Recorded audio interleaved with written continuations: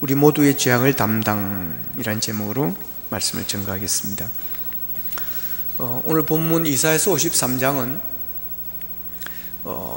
메시아이신 예수님이 이 세상에 오셔서 당하실 고난 그리고 고통 이런 것에 대해서 예언을 하고 있습니다. 그래서 이 이사야서 53장을 구약 속의 신약이라고 이렇게 말하기도 합니다. 예수님의 고난은 이미 예언되어 있었습니다. 예수님께서 십자가에 못 박혀 죽으신 것은 예수님의 제자인 가룟 유다가 돈 받고 예수님을 팔고 또 죄 없음에도 불구하고 자기 스스로 죄가 없다고 해놓고도 군중들의 외침 소리에 군중들이 두려워서 예수님에게 사형 선고를 내린 빌라도 때문만도 아니었다라고 하는 것입니다.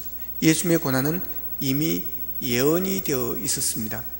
예수님의 고난이 예언되어 있었다고 하는 것은 우리의 구원이 예언되어 있었다라고 하는 것입니다. 그래서 예수님의 고난의 예언은 죄로 인해서 영원히 죽을 수밖에 없는 죄 가운데 있는 우리들에게 이것은 소망임에 틀림이 없습니다.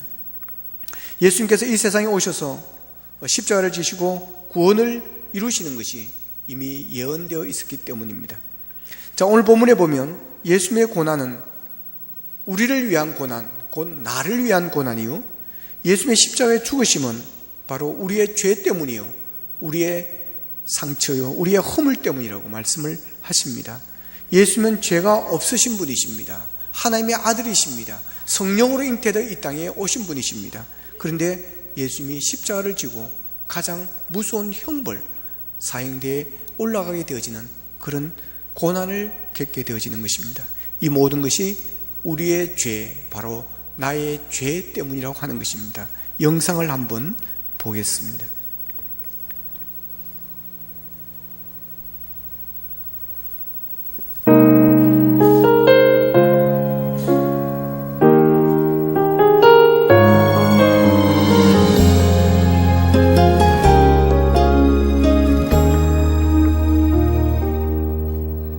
천번을 불러봐도 내 눈에 눈물이 멈추지 않는 것은 십자가의 그 사랑, 나를 살리려 지신 그 십자가, 모든 물과 피 나의 더러운 죄 씻으셨네.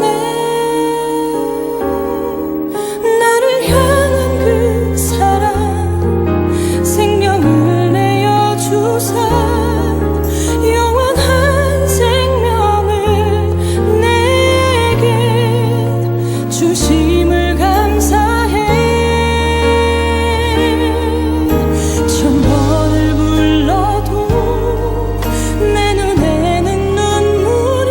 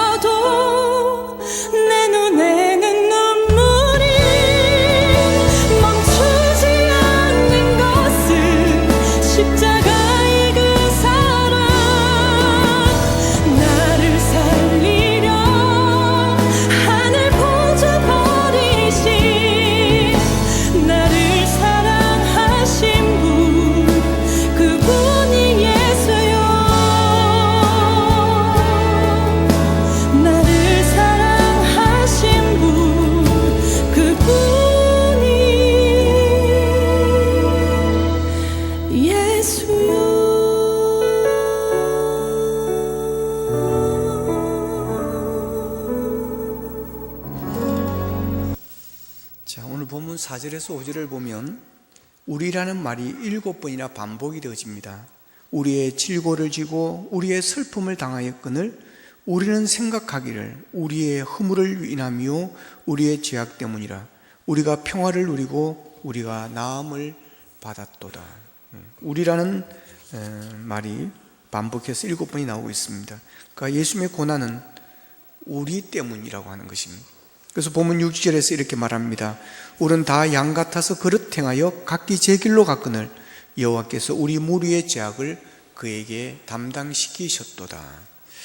자, 구약시대는 인간이 죄를 지으면 그 죄를 사함받기 위해서 어린 양을 잡았습니다. 그래서 속죄의 제사를 드렸습니다.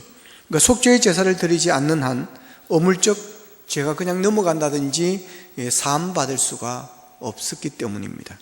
그러니까 요한복음 1장 29절에 보면 세상죄를 짊어지고 가는, 세상죄 지고 가는 어린 양을 보라.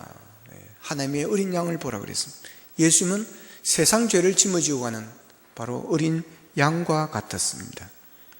어린 양 예수님이 우리를 대신해서 십자가에 죽으심으로 우리가 죄의 사함을 받고 구원을 받게 되어진 것입니다. 여기서 확인해야 할 것은 우리가 과연 누구냐고 하는 것입니다. 우리는 곧 나를 말합니다. 예수님은 나를 위해서 고난을 받으신 것입니다. 그 사실을 믿고 고백해야 주님과 우리의 관계가 성립이 되어지는 것입니다. 예수님은 우리 위해 세상에 오셨습니다. 그러나 나 때문에 세상에 오셨습니다.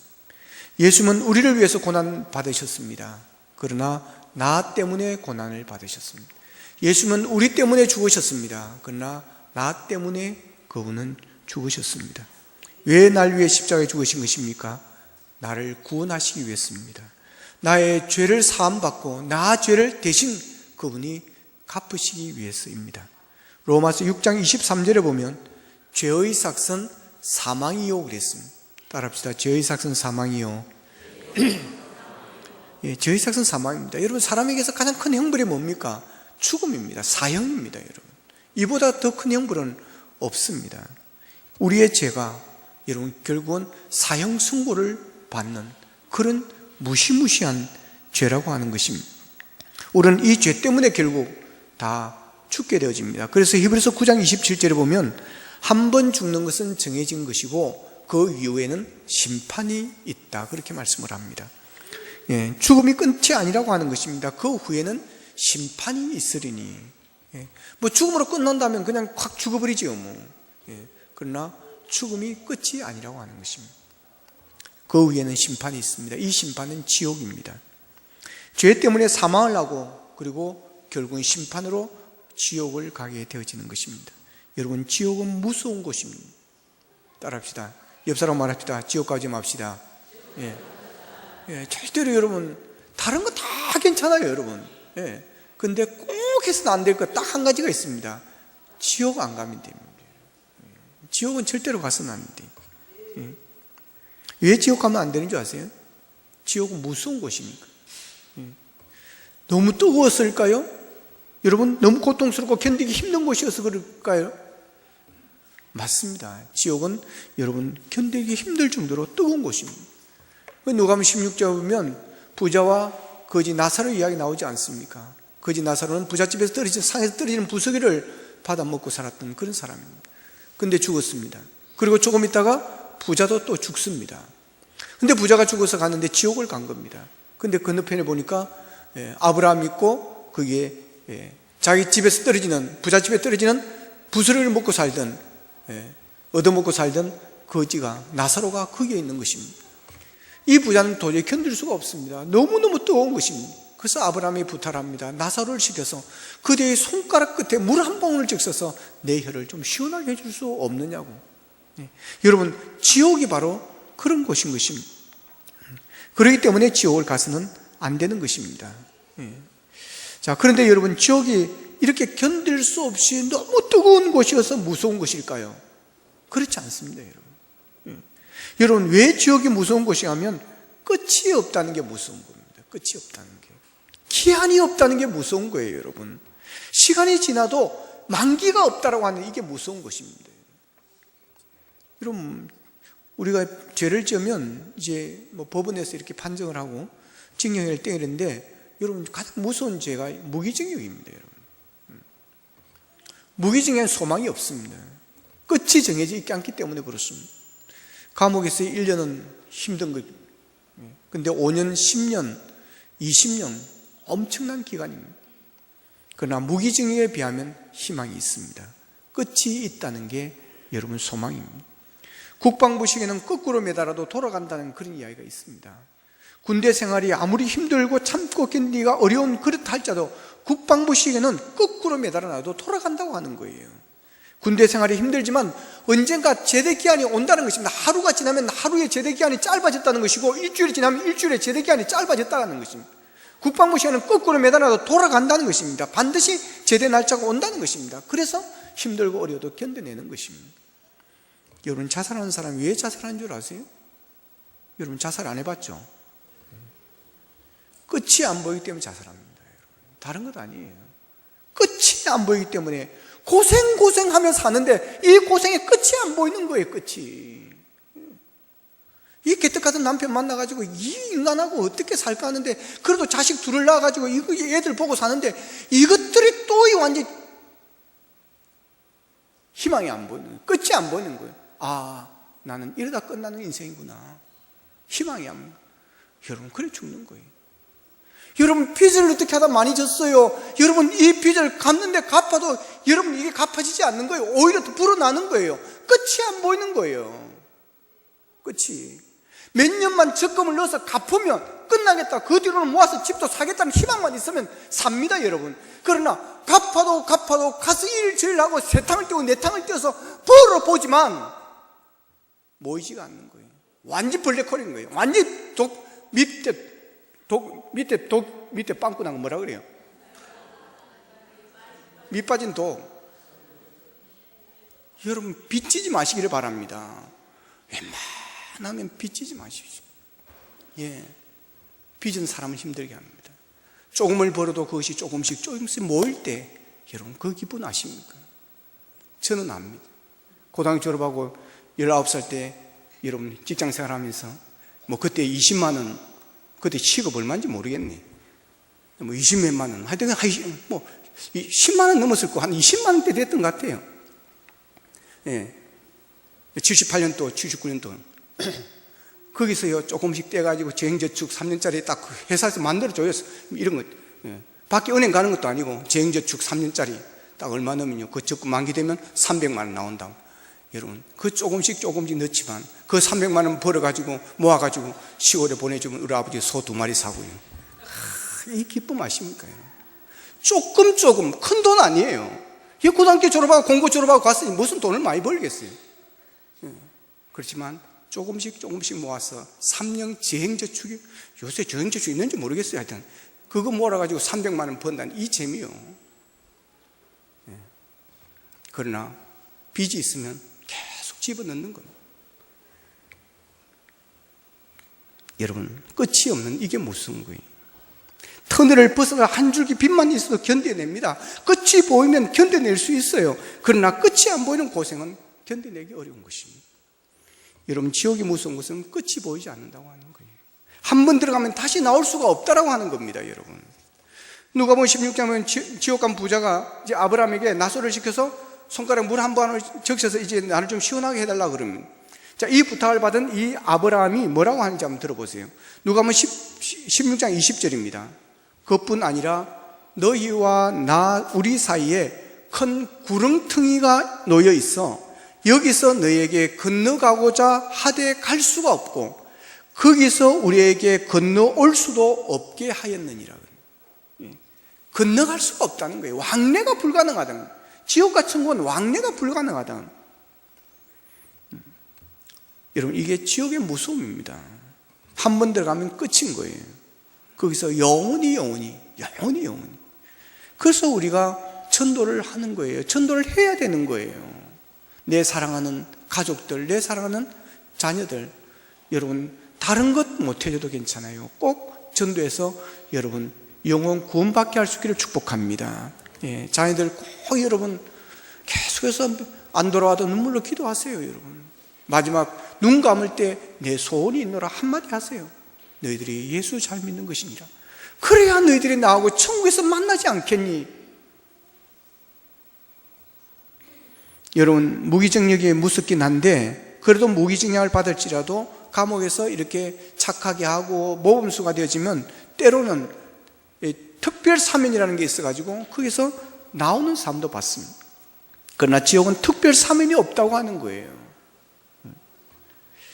여러분, 그래서 죄가 무서운 것입니다. 이 죄 때문에 심판을 받고 이 죄 때문에 지옥에 가기 때문에 그렇습니다. 죄의 삭은 사망이기 때문에 그렇습니다.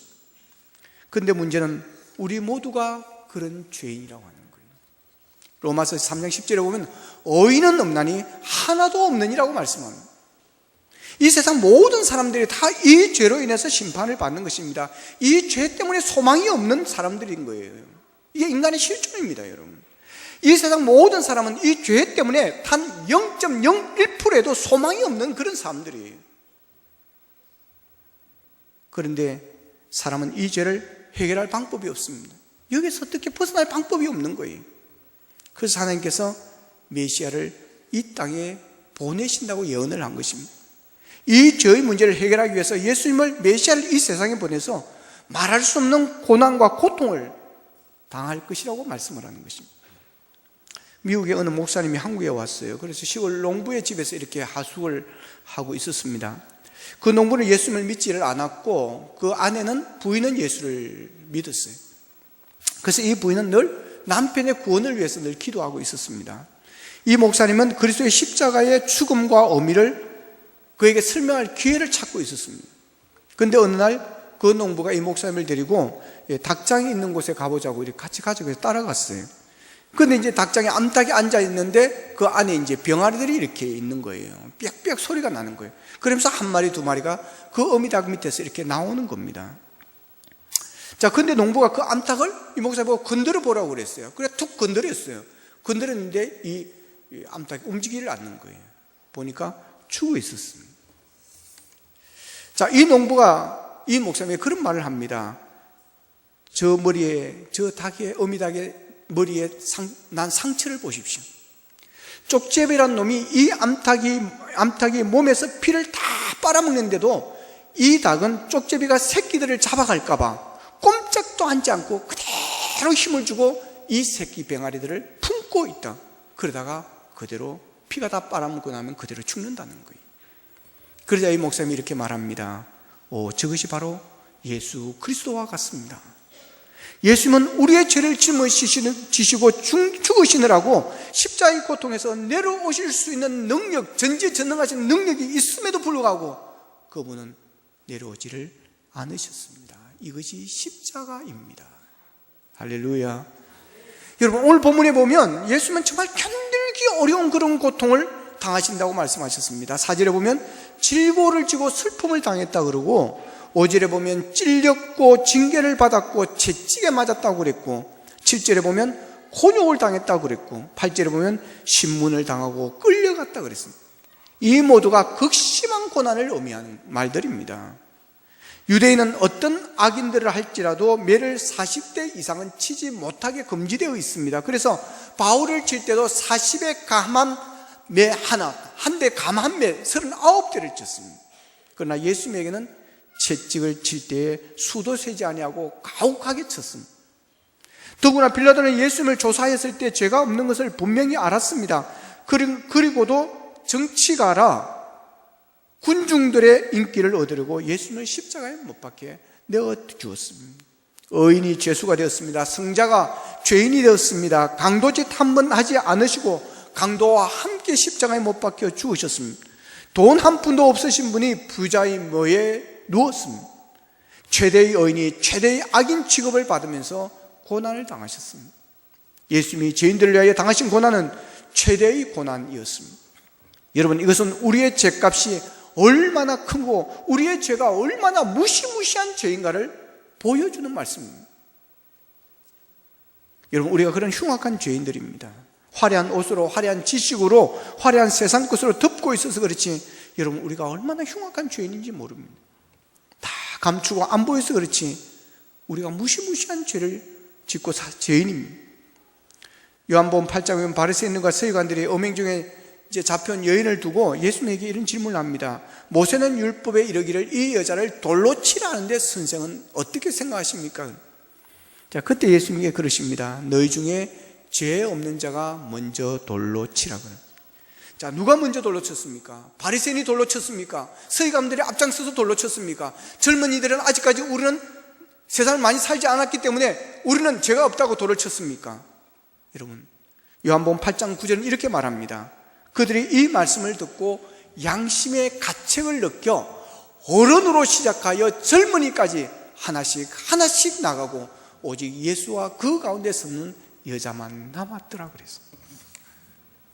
죄 없는 자가 아무도 없었습니다. 그렇게 자기들은 어려운 자라고 자랑했던 많은 사람들 앞에서 위선적으로 가식적으로 자신 자신을 덮고 있었던 이 바리새인들도 예수님 앞에서 양심의 가책을 느끼고 자신들의 죄를 숨길 수가 없어서 여러분 그 자리를 빠져나갔습니다. 여러분, 우리가 그 자리에 있었다 한들 여러분 돌을 칠 자가 있었겠습니까? 우리도 다 도망갔을 것입니다. 그렇습니다. 이 세상에 의인은 없습니다. 이 세상 모든 사람은 죄로 인해 심판을 받을 자들입니다. 우리도 똑같은 죄인입니다. 그래서 우리는 늘 주여 죄인입니다, 불쌍히 주십시오 하고 고백하지 않습니까? 여러분, 우리의 심보를 보십시오. 얼마나 고약한 심보를 가지고 있습니까, 여러분? 그 대표적인 예가 뭡니까, 여러분? 내로남불입니다.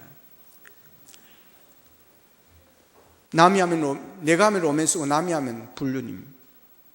남이 할 때는 비난하는 행위를 자신이 할 때는 합리화하는 거예요. 여러분, 우리의 정치 현장이 바로 그 대표적인 예 아닙니까? 여야가 바뀌면서 상황이 완전히 바뀌어졌습니다. 여러분, 우리나라 정치인들에게서 정의가 무엇인 줄 아세요?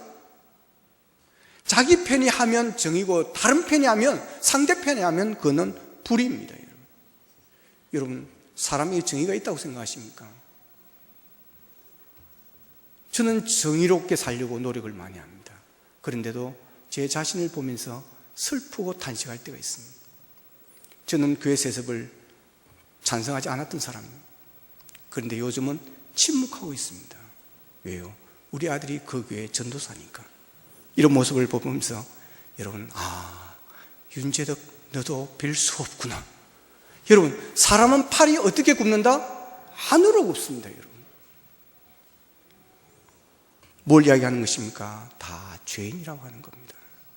여러분, 얼마나 우리가 고약한 심보를 가지고 있는지 모릅니다. 여러분, 이 심보 가지고 우리가 천국 가겠습니까, 여러분?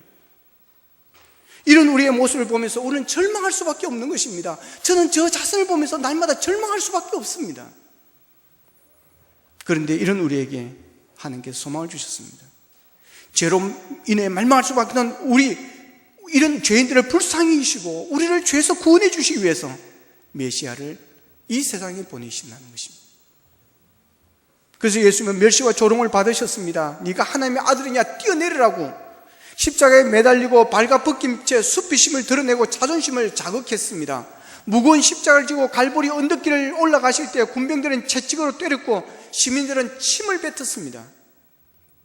그러나 오늘 보면 7절에 보면 곤욕을 당하여 괴로울 때 입을 열지 아니하였습니다. 마치 도수장으로 끌려가는 어린 양과 털 깎는 자 앞에 잠잠한 양같이 그의 입을 열지를 않았다. 여러분, 억울하게 죄가 없으신 예수님이 죽으셨습니다. 빌라도조차도 죄가 없다고 이야기했습니다. 여러분, 할 말이 왜 없겠습니까? 왜 없겠어요? 그래, 나는 간다. 나는 간다. 그러나 이 사람들이 똑똑히 보고 있느니라. 나의 제자들이, 나의 사람들이 너희들이 행하는 짓을 똑똑히 보고 있느니라. 너희들이 앞으로 어떤 천벌을 받을지 너희들이 하나님이 두렵지 않느냐? 여러분, 얼마든지 할 말이 있지만 그러나 예수님은 침묵하셨습니다. 곤욕을 당하여 괴로울 때도 입을 열지를 아니하셨고 도수장으로 끌려가는 어린 양과 털간자 앞에서 잠잠한 양처럼 입을 열지를 않았습니다. 왜요? 우리 때문에. 우리가 다칠까 봐, 우리가 상할까 봐, 우리가 구원받지 못할까 봐, 우리가 지옥 갈까 봐. 나는 희생하고 내가 십자가를 지지만 우리의 하나님의 사랑하는 백성들은 지옥 가면 안 되기 때문에, 상하면 안 되기 때문에, 다치면 안 되기 때문에 그분이 다 짊어지시고 우리 때문에 말을 안 하시고 입을 닫으신 것입니다. 여러분, 예수님의 복음의 능력, 예수님의 말씀의 능력이 얼마나 대단하셨습니까? 여러분, 5,000명이 모여서 식사 때를 거르고 식사 때가 넘었어도 불구하고 배가 고픈데도 불구하고 배고픈 줄도 모르고 그 말씀 듣느라고 거기에 앉아 있었던 분이십니다. 여러분, 예수님이 말을 못하실까요? 말씀의 능력이 없으실까요? 여러분, 풍랑이 일어날 때 예수님께서 잔잔하라 한마디 말씀하셨을 때 그쯤 풍랑이 잔잔해진 줄로 믿으시기를 바랍니다. 여러분, 그런 예수님이셨지만 여러분, 십자가 앞에서는 잠잠하셨습니다. 입을 열지 아니하셨습니다. 왜요? 우리를 구원하시기 위해서. 우리의 구원이 실패로 돌아갈까봐, 우리의 구원이 실패로 돌아갈까봐 여러분, 그분은 입을 열지를 않으셨습니다. 여러분, 할 말 다 하고 체면 다 세우고 자존심 다 찾다 보면 예수님 따라가기가 어렵습니다. 주님의 십자가는 우리에게 교훈합니다. 참아라, 견뎌라, 침묵해라. 내 자존심과 체면과 생각을 십자가에 못 박으라고 하십니다. 여러분, 십자가에 달린 주님을 생각하십시다. 우리 주님을 생각하면 우리가 참지 못할 일이 뭐가 있겠습니까? 여러분, 나는 이것만 도저히 참을 수 없어. 이번만은 내가 못 참겠어. 이번만은 내가 가만히 안 둘 거야. 여러분, 예수님보다 더 자존심 상하셨습니까? 예수님보다 더 수치심을 당하셨습니까? 그렇다면 참지 마십시오. 그러나 예수님보다 더한 것이 아니라면 여러분, 참으십시오. 십자가 바라보면 참을 수 있습니다. 십자가 바라보면 사랑할 수 있습니다. 십자가 바라보면 용서할 수 있습니다. 여러분, 그래서 우리의 삶은 십자가 바라보는 거예요. 자, 오늘 보면 6절에 보면 우리는 다 양 같아서 그릇 행하여 각기 제 길로 갔거늘 여호와께서 우리 모두의 죄악을 그에게 담당시키셨도다 그럽니다. 자, 여러분, 우리가 착해서 우리가 선한 일을 많이 해서 우리가 하나님께 순종을 잘해서 예수님께서 날 위해 십자가에 지신 것이 아니라고 하는 것입니다. 우리는 다 양 같아서 그릇 행하여 각기 제 길로 갔거늘. 이것을 로마서 5장 8절에서 사도 바울은 이렇게 표현했습니다. 우리가 아직 죄인 되었을 때 그리스도께서 우리를 위하여 죽으심으로 하나님께서 우리에 대한 하나님의 사랑을 확정하셨느니라. 우리가 아직 죄인 되었을 때, 각기 그릇에 제 길로 가고 있을 때 하나님께서는 그럼에도 불구하고 우리를 사랑하셔서 여러분, 독생자를 십자가에 내어주셨습니다. 내가 너희들 이렇게 사랑하노라, 내가 너희를 이렇게 사랑하노라, 사랑할 수 없는 너희들 이렇게 사랑하노라고 십자가를 통해서 하나님의 사랑을 확정해 주셨다 그랬어요. 하나님께서는 조건 없이 사랑을 베풀어 주셨습니다. 하나님의 사랑은 조건을 초월하는 사랑입니다. 하나님의 사랑은 희생적인 사랑입니다. 하나님께서는 우리 인간들을 사랑하셨기 때문에 하나밖에 없는 예수 그리스도를 이 땅에 보내주시고 십자가에 내어주시기까지 하셨습니다. 하나님의 사랑은 단순한 관념이 아닙니다. 하나님의 사랑은 단순히 말만 앞세우는 말장난이 아닙니다. 하나님은 하나밖에 없는 독생자를 십자가에 죽이시면까지 내가 너희를 이렇게 사랑하노라 하시고 우리의 죄를 다 사해 주시고 진홍같이 붉을지라도 여러분 흰 눈처럼 희게 만들어 주신 줄로 믿으시기를 바랍니다. 이게 하나님의 사랑입니다. 날 사랑하심, 날 사랑하심, 날 사랑하심, 성경에 쏘였네. 예수 사랑하심은 성경에서 배웠네. 우리들은 약하나 예수 권세만 도다. 날 사랑하심, 날 사랑하심, 날 사랑하심, 성경에 쏘였네. 할렐루야. 그렇습니다. 하나님은 여러분을 사랑하십니다. 하나님은 저와 여러분을 사랑하십니다. 이 십자가가 사랑의 증거입니다. 이 사랑 받았으니 이제 우리도 그 사랑 전하며 살아갈 수 있기를 원합니다. 한없는 사랑, 무시무시한 죄 가운데 있는 우리를 십자가로 용서해 주시고 나 대신 예수님이 모든 채찍 징벌을 받으시고 우리의 죄를 사하시고 우리 하나님의 자녀가 되어 우리는 오늘 죽어도 천국에서 눈을 뜨는 복을 받게 된 줄로 믿습니다. 그 사랑 이제 우리가 나가서 실천하고 우리도 그 사랑을 전하며 살아가기를 주님의 이름으로 축복합니다. 기도드리겠습니다. 말씀을 좀 우리 함께 기도하기를 원합니다. 하나님, 우리가 무엇이건데 이런 사랑을 베풀어 주십니까? 하나님, 우리가 무엇이건데 우리를 택하시고 하나님의 자녀로 삼아 주십니까? 우리의 죄가 이렇게 무시무시한 죄였습니까? 아버님, 우리의 죄 때문에 예수님은 그렇게 무시무시한 형벌을 받으셔야 했습니까?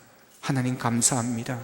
그 사랑 그 은혜 감사하며 감격하며 주님을 증거하며 살아가기를 원합니다. 하나님을 사랑하며 살기를 원합니다. 그 사랑을 이웃을 섬기며 사랑하며 살게 하여 주옵소서.